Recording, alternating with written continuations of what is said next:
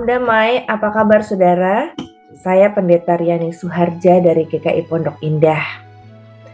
Selalu setiap pagi ketika Tuhan memberikan hari baru, indah sekali ketika kita mulai dengan membaca dan merenungkan firman Tuhan. Kiranya pesan Tuhan bisa memberikan kepada kita kekuatan untuk terus belajar bagaimana hidup sebagai pengikutnya. Wasiat kekal pada hari ini 24 Oktober 2022 diberikan judul Memuliakan Allah dengan berbagi ruang dari 1 Petrus 4 ayat 12 ayat 19. Mari kita berdoa. Bapa di dalam surga, biarkan kami boleh belajar dari firman-Mu, diperkaya oleh hikmat-Mu, dan diberikan sukacita ketika melakukan firman. Dalam Kristus yang memberkati kami berdoa. Amin. Saudara, teks kita pada hari ini diambil dari 1 Petrus 4 ayat 19. Mereka yang harus menderita karena kehendak Allah selalu berbuat baik kepada pencipta yang setia. Saudara, tampak jelas bahwa penulis surat Petrus ini menyatakan akan ada penderitaan yang dialami oleh orang Kristen. Penderitaan itu adalah konsekuensi orang-orang Kristen yang mengikut Kristus. Itu sebabnya dikatakan jangan kamu heran. Sebaliknya bersukacitalah sesuai dengan bagian yang kamu dapat dalam penderitaan Kristus. Ditambah lagi, jangan malu, melainkan memuliakan Allah, tulis Petrus.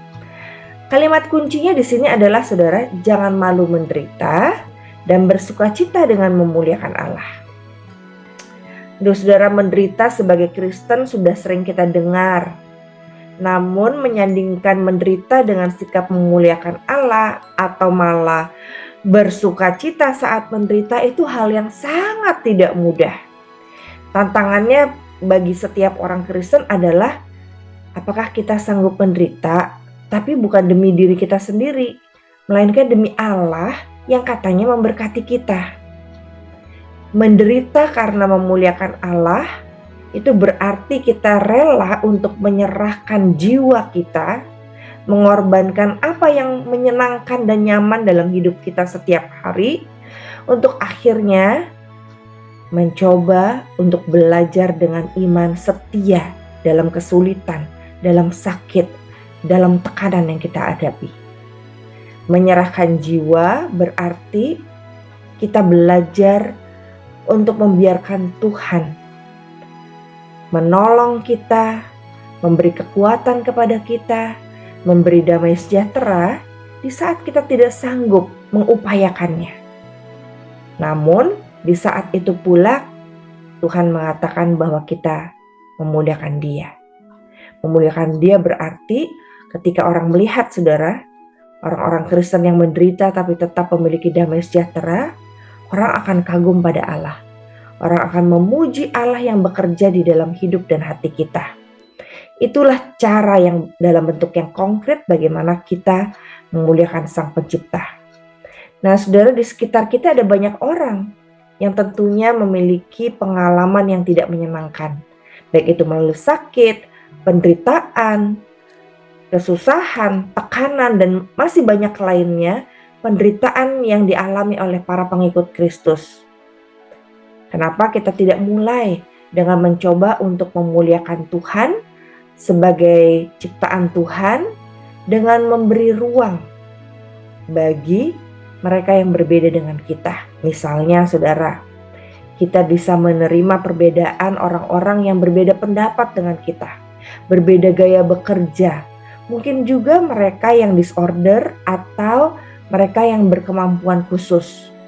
Atau kita menerima mereka yang beragama beda, warna kulit berbeda, suku berbeda.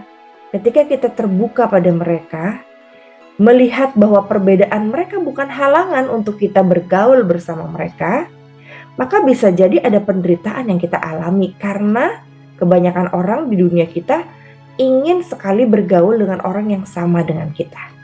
Nah, memberi ruang bagi perbedaan bisa menimbulkan penderitaan. Namun di saat itulah percayalah bahwa kita sedang belajar untuk memuliakan Allah. Membuka diri diawali dengan kita mencoba menerima perbedaan cara pandang orang lain dengan kita.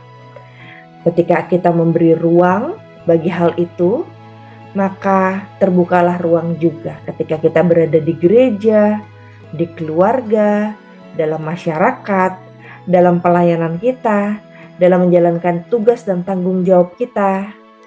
Dan akhirnya nama Tuhan dimuliakan.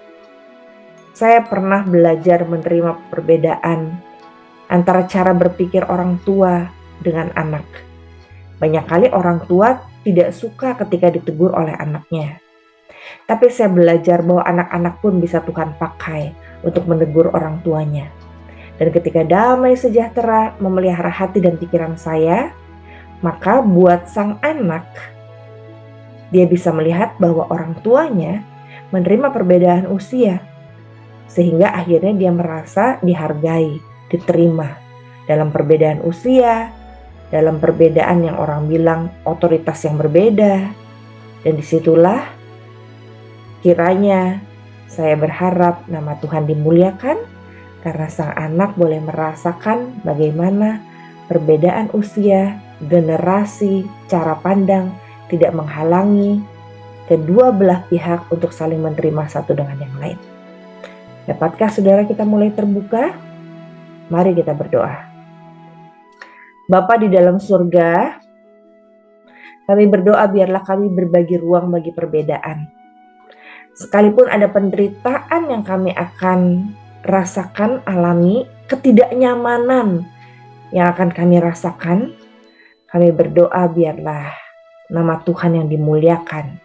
Saat perbedaan itu bisa disatukan dengan saling menerima satu dengan yang lain. Kami tahu bahwa kami tidak bisa berubah 100% untuk menjadi orang lain. Tetapi ketika kami menerima orang lain, biarkan orang itu boleh merasakan ada Kristus di dalam kami. Dan kami berdoa, biarlah melalui pengalaman itu orang lain juga bisa menerima perbedaan kami. Dengan demikian, kami belajar untuk terus berbuat baik, sekalipun orang lain tidak suka dengan apa yang kami lakukan. Berkati kami Tuhan, karena kami sesungguhnya ingin menjadi pelaku firman. Dalam nama Tuhan Yesus kami berdoa. Amin. Tuhan memberkati saudara untuk belajar menerima perbedaan, memberi ruang bagi mereka yang berbeda dengan kita, karena dengan demikian nama Tuhan dimuliakan. Jangan lupa kalau saudara mendapatkan berkat dari renungan ini, subscribe, like, dan bagikan kepada sebanyak-banyaknya orang. Tuhan memberkati.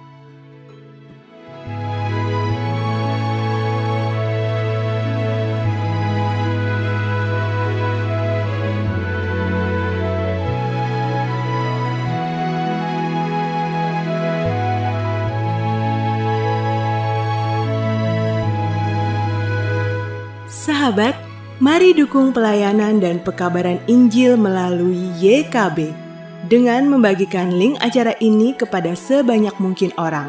Dukungan juga dapat saudara lakukan dengan mentransfer dukungan finansial ke rekening BCA ke nomor 450 305 2990 450 305 2990 atas nama Yayasan Komunikasi Bersama.